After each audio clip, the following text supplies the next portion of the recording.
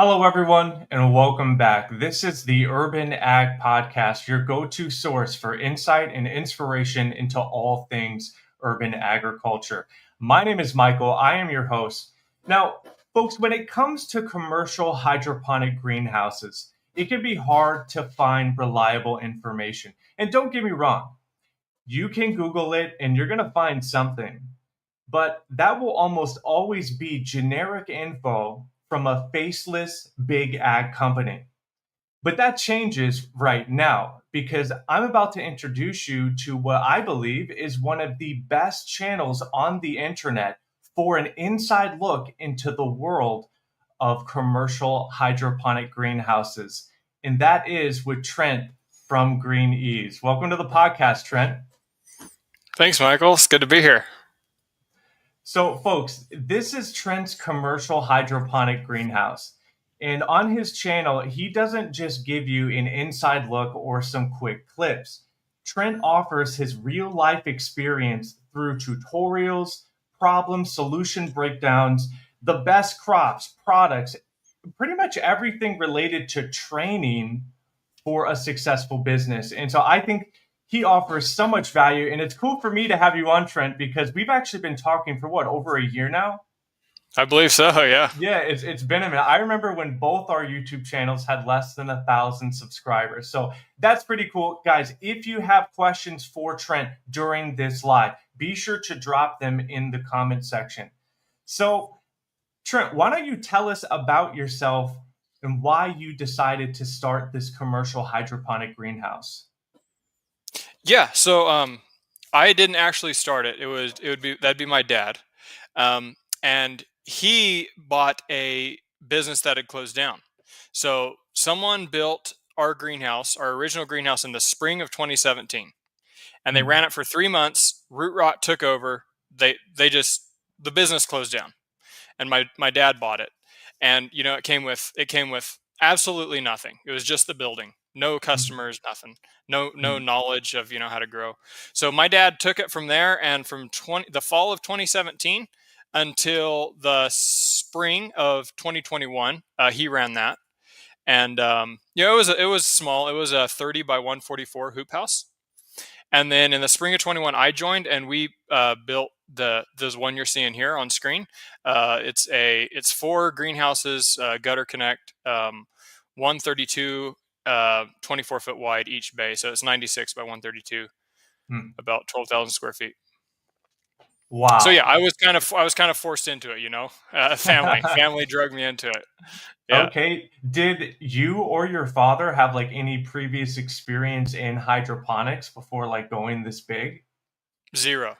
It was just that small hoop house, and then straight to this. Wow. That is pretty incredible. So I think you just told us how big the greenhouse is. So you said 90,000 square feet? No, it's about 9,200 of growing area, 12,000 total square footage. Okay, 12,000. Yeah, sorry, I missed that. So what kind of crops are you growing in there?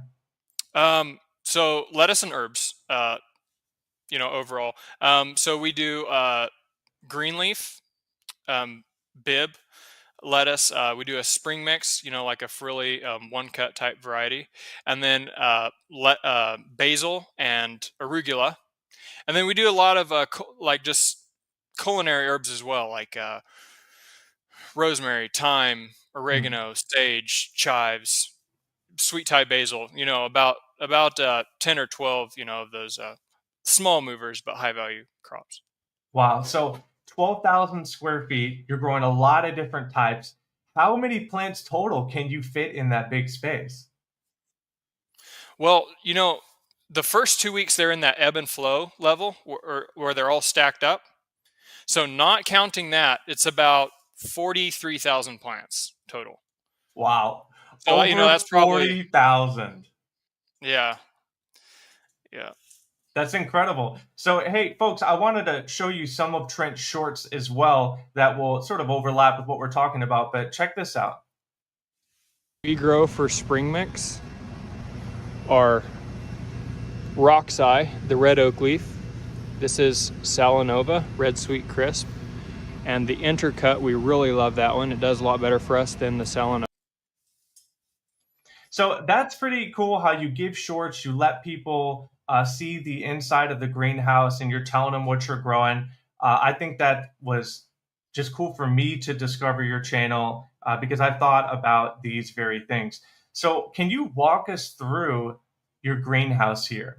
The layout, this is like a Kratky setup, correct? It's called deep water culture. It's a little bit different than Kratky, but Okay. shares a lot of similarities. Um, All right. so Why did you choose to go with that? well, it's what it's what we originally had and what we started out with. That's the easy answer. When we bought that original greenhouse, it was what it was, and so we just started there and ran with it. And but Okay. to this day, NFT or DWC, the channel system or the system you see like we have with the rafts, it's the jury is out. It's such a split down the middle of what to do. So yeah, I, Hmm. I would do it again.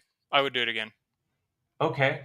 So these actual tubs or the troughs, maybe you'd call them, that the rafts are sitting on. So what is that? Is that just sort of like a pool? What's that made out of? Those you're seeing there, that's a styrofoam raft. It's a 2 foot by 4 foot styrofoam raft. Okay, and those just float right on the surface across the top. Yes, sir. Okay. So how are you maintaining the health of all these plants? I'm sure with that many plants, that much space, there are different things going on that you have to manage, right? What about the climate control of your video, the water quality, things like that? How do you manage all that? Strong processes, and we try to have as a visual of a workplace as possible. As far as the technicalities, the climate is controlled by a PLC. At my previous job, that's what I worked with. I worked with some automation, so I just built that whole system from scratch, and it works really well. Um, that takes care of the climate. As far as the water, we just have kind of a system we built where we just take water samples every couple of weeks and we adjust our fertilizer, the levels of our fertilizer to keep everything, the parts per million, keep that all perfect. And then, yeah, water quality. We might talk about this later. I don't know. We have an oxygen generator system that we build and sell, that keeps the oxygen level really high, so that keeps the water pure, keeps the roots healthy, keeps the roots growing. Awesome. So I think I have a video for that. Is this the one that you guys offer? Is this it you show in this Our video? lettuce roots need air too. Here's how we do it. We have this air blower from No, that's the Sweetwater Air. original. That's the It was original quite system. expensive. It was about Okay. So Yep. you've since upgraded it from here. You have your own custom one. Yeah. Yeah. That system there has a lot of issues, and that's as for right now. That's the industry standard. That's what most people are using. But there's a cheaper way. There's a way that's so much cheaper and works so much better. Hmm. Okay. So I think maybe it's this one. Is it the air cone? Yes, sir. Yep. Okay, cool. That's I the have one. a video for that. Let's check that If out. the air cone doesn't eliminate your root rot entirely, I'll give you $100. Here's how it works. It's a painful guarantee. If this thing does not eliminate your root rot entirely, we'll refund your purchase price. We'll pay for return shipping and we'll send you a check for $100. Wow. I think companies who make outrageous claims like completely eliminating your root rot need to have skin in the game. And that's how we're doing it. Look at these roots, middle of summer. Things are perfect. Learn more at greenies.us. Cool. Very cool. So you had the older system. I remember you also said in that it was pretty expensive. Uh, Yeah. is the one you guys make, is it more or less than what that one cost? It's less. It's less. And with the old system, there was ongoing costs too. Um, that Sweetwater air blower, the regenerative air blower, it would force the air through air diffuser tubing, and that tubing would eventually plugs over time. Uh, and so you have to replace it. So we were spending a lot of money on that air diffuser hose to the tune of Hmm. $200 to $400 a month. So Wow. we eliminated that. So yeah, do the math on that. And I think that's pretty cool because you're actually taking what was probably a common system that most people would do. You've then improved it, and that's something that you're offering to people, right? They can purchase these air cones, which are cost less than the traditional and work better. Absolutely. Yeah. That's pretty cool. So, my next question that I was wondering here. So, obviously, when you're growing plants, you need light. It looks like there are some lamps overhead here, so it's like supplemental, but you're also getting light from the sun, right? So can you tell me that system, break down your lighting setup here? Yeah. So those are Mars Hydro lights. It's what we've used for a long time. LED grow lights. Those are on a 12 by 12-foot spacing, and this time of year, and we're recording this in the summer, we don't run them at all, right? They Mm, just stay off. We get plenty of light. We get more than enough light. But in the summer, in the winter, in the middle of winter, we're running those things from about 2 a.m. until the sun comes up. wow. So Okay. we always want the lettuce to have 8 hours of darkness. That makes sense. And I mean, there's been a few times I've thought about like how cool it would be to build a greenhouse, to have a different operation. And that's one of the biggest benefits in my mind is that you are getting free energy because when obviously I grow crops indoors, I am paying for the cost of those LED lights, right? So that's such a huge benefit, I think, of just to having a greenhouse that uses the sun. But I saw the lights there. So I'm like, okay, so if it is too dark, they can still supplement it. I think that's a pretty good system that makes sense. Can I So, talk just a little bit about vertical farming? yeah, Um, please. okay, so these are my opinions, Let's but yeah, I let's hear think it. that the further north you go, the more sense that growing indoors makes. I have a very, very good friend in Alaska. He has a vertical farm. And we have told each other, like, if I moved up to Alaska and built a greenhouse, or if he moved down here and built a vertical farm, either way, we'd mop the floor with each other. And here's why. Like, because he's so far north that, he gets so much sun and so much cold that he would be shading all that sun out in the summer, and he would be losing a tremendous amount of heat in the Mm, winter and running all that grow light anyway.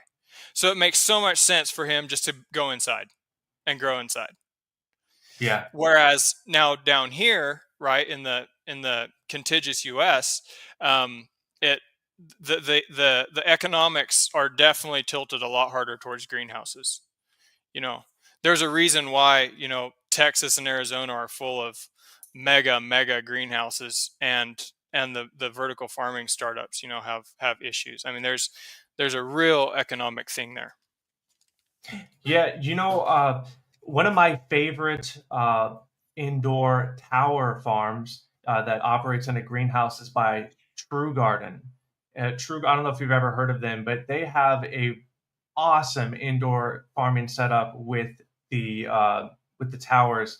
I thought that would be a great example of how they would be utilizing them. So, have you considered the differences? Right, so you're growing with the floats that's horizontal, right, versus vertical. Have you ever done any math, any numbers? Do you prefer one or the other? Obviously, you're growing flat, but have you ever considered growing vertically? Um, yes and no. So tell me what you think of this. Um, my In my mind, it's light in equals produce out. Um, Okay. so so the more light you give a plant, like say in winter, in let's say the three seasons, spring, fall, and winter, the more light you give it, the heavier the plant gets. So there's only one season for us, 3 months out of the year, where you have excess light, which so then in my mind, we would have to supplement a lot more light in the three seasons where we're not getting enough light. Hmm. So I don't know. For me, that doesn't quite work out to where, yeah, to grow vertically in the summer would be great, but the other three seasons, I'm not so sure. I don't know. What do you think? So I think that makes sense considering if you're going to have to supplement light with a tower, you can't just hang them from the top. I mean, I have actually tried this in my small, I have like 165 square foot climate controlled space. And the lowest pots on the towers just don't grow as good as the higher ones, right? The best lighting systems for towers come in from the side. They actually hang. Tower Garden has these special lights that are installed into the ceiling, and you can go, way high. You go like 13 pots high. But I think it probably would end up costing more for lights like that versus having a spread that you were going to supplement with like the hanger ones. That makes sense to me. Yeah, like, have you seen the A-frame, like the A-frame greenhouses where they have like it's like NFT, but then they grow like this? You know what I mean? No, I'm not. I'm not sure I So, have. so standard NFT, like you have all your trays flat, like we do, right? Okay. And they're like 3 feet off the ground, nutrient Hmm. film technique. Yep. Now there's a system where instead of the trays being flat, they have them stacked like a triangle, like an A-frame, like this.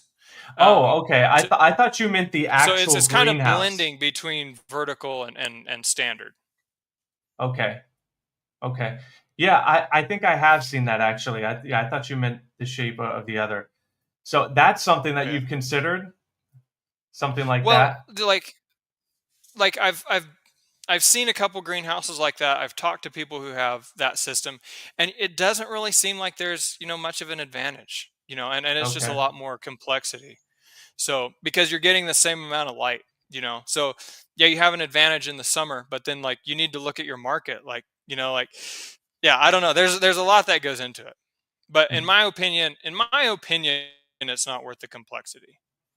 Okay. All right. Makes sense. Well, thank you for that information on your lights, how you're doing it. It was cool. Again, we just got to see your custom air cone. Are there any other useful tools or products that you guys are offering now at Greenies related to this very thing? Yeah, we have a drop seeder. Um, you're probably familiar with those. They have the two sheets of acrylic, I have that seen it. slide, and yes, sir, and that can seed the whole tray at once. Those have been around a while. We've had that product out a long time. It's a super robust product, very simple. And then we have software as well. It plugs into QuickBooks, manages orders, prints out a label for every box that needs to go out of the packing facility. So I don't push that as much, but yes, sir, Okay. that's where we're at now, and we've got more in the pipeline. There's always stuff in development. All right. Cool. So now what I'd like to do is ask you about basically more about the troubleshooting. So you have an indoor hydroponic greenhouse. Have you ever had to deal with issues like pests, Yeah, different yeah. insects and okay, so how do you deal with Aphids is that? an ongoing thing. So aphids, we use beneficial insects, beneficials. So ladybugs are our go-to, and then there's also like OMRI listed sprays, organic sprays, chrysanthemum oil, neem oil, stuff like that. Yeah. You can use. So, yep, that's kind of our system. Okay. As far as like, go ahead. I was gonna say, you mentioned the ladybugs. I have a video about All that right, that you so we're going to posted. release some ladybugs. They are I thought this was all crazy. ready to go. Carefully cut this thing open. And so I like putting these in the chives because the wood chips and everything aren't going to end up in the food. And you can see they go straight for water. They love them some water. They're really thirsty. And so then everything else that's left in here, I just kind of shake onto the basil. I thought that was pretty cool. You're literally releasing hundreds of ladybugs into your greenhouse, and you'd say that keeps it under control. Yeah, yeah. For the most Hmm. part, yep, Wow. Okay. yep. So next, I'm wondering about algae. So we've talked about root rot. Sometimes that is obviously related to algae, which can cause it to degrade faster. But have you ever had large algae problems? No, no, we don't. We've always From the very beginning, we've always been really, religiously just keeping everything covered. Like if you don't let the sun hit the water, you're not going to get algae. So yeah, we've never had issues. Just keep that sun off the water. Okay, awesome. So, are there any things you would have told your earlier self getting into this with your dad that you obviously you wish you had known? Is there anything like that? Anything you would have done differently to this point? Our biggest fight, it put the original people out of business that built our greenhouse, and all through our biggest fight has been Pythium and root rot. It has Mm. caused us so much grief. So, um, yeah, coming up with a solution for that sooner would have been amazing. Would have saved us a lot of money, a lot of work, a lot of stress. Pythium. Can you explain what that is? Pythium is just it's the bacteria, or I'm gonna mess up the technical terms, bacteria, fungus, microbe, I don't even know, but it's what decays matter. So Mm. when leaves fall and they rot, that's Pythium, out in your yard. And it's everywhere. It's a omnipresent bacteria, and Mm. so it gets in your water, and if the oxygen levels are low, it just thrives and just decays your roots. Mm. So, hey, chat, if you are enjoying this, be sure to give the video a like. This is the type of information I hope is so valuable to you. And Trent, I so appreciate you just coming in, giving us the truth, right? Hey, I was struggling with Pythium. We would have saved so much money because those are the types of things you would want to know if you're looking into starting a hydroponic greenhouse, right? So, why don't you tell us more then about the solution? We may have already covered it with things like the air cone, but so Pythium was probably that biggest thing. And what was the solution? Tell us the story. How did that get solved? Yeah, so the solution was the air cone. I can go back a little Okay. bit further. We actually last year at the 4th of July, Pythium hit us hard, and we were just cutting orders. The greenhouse, everything looked pretty bad, and so we started putting hydrogen peroxide and bleach in the water just to sterilize it and kill Mm. everything, and that really worked. It got rid of the Pythium, but you kill all the beneficial microbes too. Yeah. So, so yeah, it's lesser of the two evils, right? But then we started with with elevated dissolved oxygen levels. The beneficial microbes, for the most part, they like the higher oxygen, and the Pythium, the ones you don't like, those tend to favor the oxygen, the low oxygen environment. So, yeah, that was how we defeated that one. Awesome. Well, thank you for giving us that experience and telling us that story. So now that we've sort of covered your layout, uh, we've covered a lot of the challenges as well as the just initial things of your setup. I want to pick your brain about the business model, right? So amongst everything you're growing, what would you say are the best crops, the most profitable crops? Hands down, it would be basil. Basil's so easy to grow. It's one of the most popular herbs. It doesn't have a lot of problems. High value per square foot. It's just a Hmm. good one. It's a good one. Okay.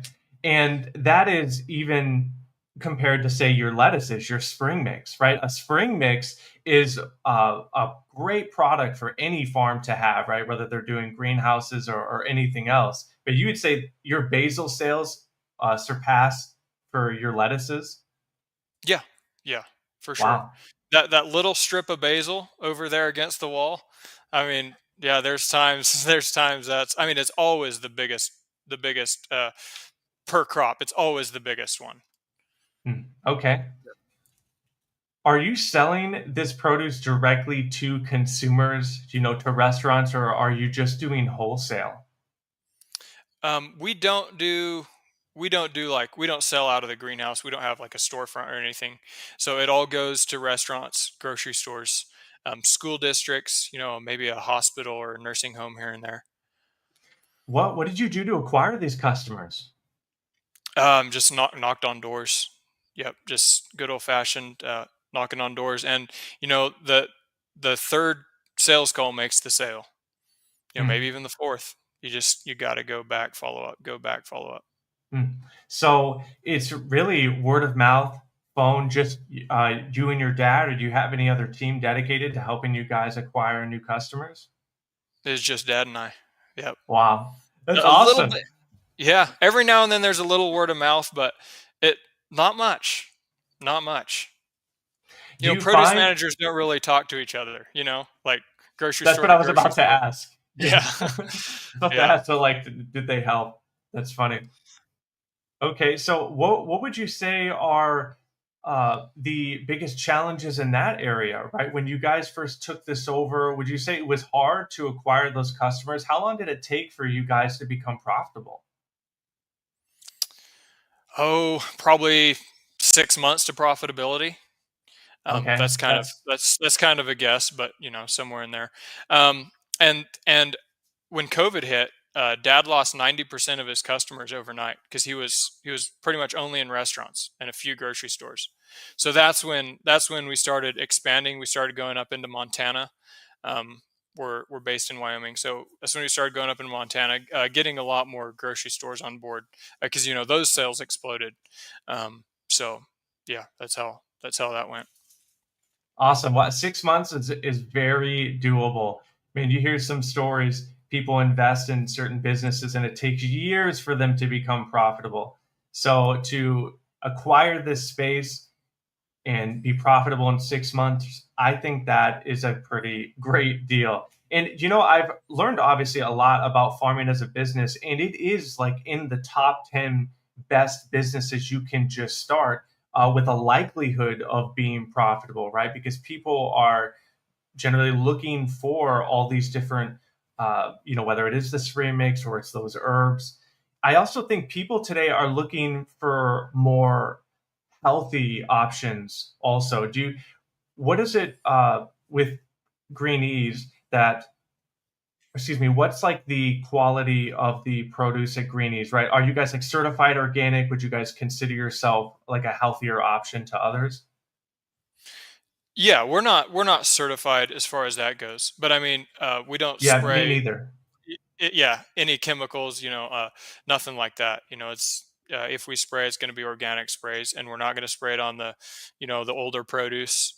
So, yeah, definitely a healthier option there. And then just the quality and nutrition too. That Yeah. less food Uh, miles. Yeah. Something too that I think many people don't realize is when they're buying from different markets that don't like source from people like you, they're getting, who knows where they could be getting their lettuce from. I know that most Walmarts get all their lettuce from like a few distributors in California, and I mean like every Walmart in the country. So that produce has traveled thousands of miles. Who knows how long it sat on the shelves? That degrades its nutritional value till finally someone buys it and then eats it. So farms like yours offer people a healthier product that's closer to harvest. So I imagine that, yeah, that's why these grocery stores would love to get in with a farm like yours. In fact, could you speak more about that, like just in terms of, um, I guess your vision, like what do you guys see? Like, why do you do this, right? Why do you have this greenhouse? Where do you see it going in the next 5 years? So, like our what what we live by is honor God, serve humbly, live lean. We can talk more about lean if you want, Mhm. our the way we do business, but that's first and foremost, right? Mhm. Honor God, but we're not really going to add on much to the greenhouse that I see. Like right now, Mike, our greenhouse is about 25% empty. We've made Mhm. so many growing improvements. We're just growing things faster and faster. So now we're trying to catch up with sales again. And we've done this so many times. Like the greenhouse is full, we can't take on any more customers. Then we have a little breakthrough. Like the air cone was a huge one, Mhm. getting rid of that pythium. And now you start getting a gap, right, between what you can produce and what your customers demand. So Mhm. yeah, that's where we're at now. And there's even more. Like there's more we can do. I already know we can push the envelope farther. So as far as adding on, That's not on the radar. Yeah, but we're always picking up more customers. We have been for years. Hmm. Every couple of months we got to get some more. So that's where we're at now. Awesome. And hey, I just want to say I appreciate keeping God first. I'm also a believer, and I think, man, when God is number one, everything else falls into place, right? That just music to my ears. All right, so I love that. Um, so you said that you had some questions for me. I wanted to go ahead and now flip this to you. What was on your mind? What did you want to ask me? Yeah. So we're starting to produce microgreens. So my first question is, yeah, really nuts and bolts questions on when you sell to grocery stores. You have that. I think I watched one of your videos, that 5 by 5 by 2 inch clamshell from Webstront. Yeah. Okay, and you're putting a ½ ounce of microgreens in that, or how much weight? So the smaller clamshells, I'm fitting 2 to 3 ounces in that. So that's everything, right? So sweet peas are a larger one. I can fit those in there down to your broccoli, which has a little bit more space. Okay. The reason why I asked ½ ounce is because that's what our competition is doing. So Hmm. so I wondered about that. And then what are you selling that to a grocery store for then? That clamshell with 2 to 3 ounces in it. So I'd have to pull up my wholesale prices. I believe it's like four, and they're selling it for uh, around even seven. So they'll fluctuate between 6 and 7. We have a grocery store out in Naples, from where I am. Beautiful area. Yeah, they're selling them for 7 each. Okay. Okay. And then that's going to vary a lot, place by place, because I'm guessing I could probably charge more. Just being more remote and everything. And then do you sell to restaurants much, to chefs? Yeah, absolutely. Restaurants have been one of my best line of customers. I desire to have more just like regular people, direct to consumers, but yeah, restaurants keep me going. Uh, they usually have a lot of requests also. So when I sell them on one, they're asking me about two or three more. Okay. So like specialty stuff to match with what they have on the menu or what they want to do. Yeah, and it's funny. It's usually basil. That's what it Okay. usually is. They'll have a specific type of basil that they'll want for a certain set of dishes. Some of these restaurants change their menu like every so often, and so they'll also want different things for depending what yeah. So educate me a little bit on like basil microgreens. Like So what types are there? Like, yeah, what's going on? okay, so basil microgreens have been one of the hardest microgreens for me to perfect, actually, and I think the reason why is because it's just of that seeding density, right? To actually fit enough basil on a tray so that it's profitable. And so, Mhm. yeah, that's sort of going somewhere else, but I'll just give you the whole story. So, I have Italian basil, that's my standard, and I'm using like 5 grams per 10 by 20 tray. That works for me. And the weird thing I do is after around 9 days, 9, 10 days, I actually remove it from the light because I'm using Barina T8 full spectrum grow lights, and I think they might be a bit too powerful. So I actually pull them out from under the light, and around a week later, they're the perfect cup size that all my restaurants really like. So that's how I'm doing it. Okay. And just to dive in a little bit more on that, like if you leave them under the lights, do they get like some yellow and some brown, or what's happening? So yes, they'll begin showing signs of like stress. They're turning yellow essentially, and they won't grow as nice. They'll also stunt. They'll stay very small for whatever the reason. They've just liked less hours of light per day. For sure, I'll pull them out, and that has allowed them to really flourish with that high seeding density. Is the point? It And may then you not also be that get way if it wasn't so dense. yeah, it is seating density that's doing that, but you're also getting more bang for your buck on your lights too. Like Yes. that's a big deal Yeah. on Yeah. your space. Yep. Okay. Very good. So what does your pricing look like on restaurant versus retail? Okay, so let me see here. So if I'm gonna pull up, thank all of you for watching. He's questioning me on microgreens. I'm so happy to tell him about it. That's funny. We're doing this. So okay, I'm looking at my website right now. So I'm selling. I got 1 ounce for $4, 4 ounces for $14.99, and 8 ounces for 30. And right now, I have also catering companies who purchase at least half a pound every single week. So that's my price for direct to consumer. Now, if someone was buying wholesale, I'd probably be removing 30 to 40% of that cost. Okay. I don't think I'm not selling any basil to any grocery stores, so I'm not like doing a wholesale for that right now. But it'd probably be it. Very good. Very good. Well, yeah, we're gonna continue on with the microgreen thing and see what we can figure out. Uh, we're still in the packaging phase. I did package a few up this morning. I didn't like to get 2 or 3 ounces in that size of clamshell. I found like I had to pack it like more than I wanted to. What's your thought on that? Like how, yeah, on packaging. So I'm bagging. I'm always bagging Okay. microgreens. Yeah, excuse me, basil microgreens. I don't. You do have to compact them for the shell. Okay.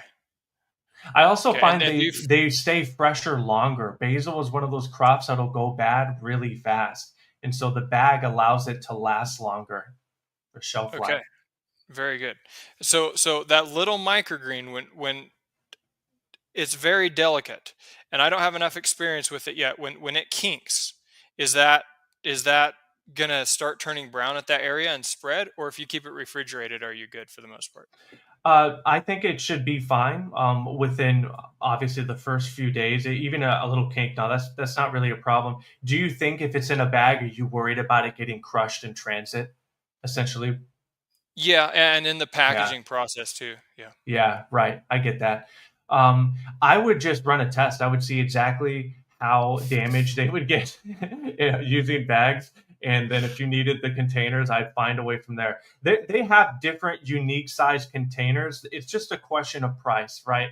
We're always trying to offer customers the lowest cost while still making money so it's profitable. Some of those weird sizes that people don't make a lot of cost more, but that may be what it is. If the amount people generally want to buy at once needs to be in a clamshell and you have to buy a unique size for that, it is what it is. Okay. Very good. Well, that's all the questions I have for you, Mike. The reason why I laughed when you told me just run a test is because in the YouTube comments, in the emails, in the YouTube videos, I'm always like, guys, just run the test. Like, just run the test. And then you give me some of my own medicine. So that's really good. That's really good. Yeah. Well, Trent, I appreciate you coming on so much, giving us the breakdown on your hydroponic greenhouse. I'm so happy to offer my experience as well there on those microgreens. I do have one final question for you. So you have 3 greenhouses there. They're combined. You said 12,000 square feet, over 40,000 plants. This is insane. What was your total investment to actually get that the investment for the greenhouses? Yeah. So when we got finished building and we insured it for 330,000. That's how much we had invested there. We estimated. So Okay, yeah. awesome, sweet, great to have that piece of info. Where's the best place people can follow you, learn more, and you can say anything else that you'd like? Yeah, just on YouTube. The channel is called Greenies, and yeah, the website's greenies.us. And that's all I have. All right, awesome. The links to his YouTube channel and his website are in the description. Thank you all so much for watching. If you enjoyed this video, be sure to give it a like. If you have any questions for Trent, drop them in the comments. He may get to them. You never know. Thank you again, and we'll see you guys in the next one.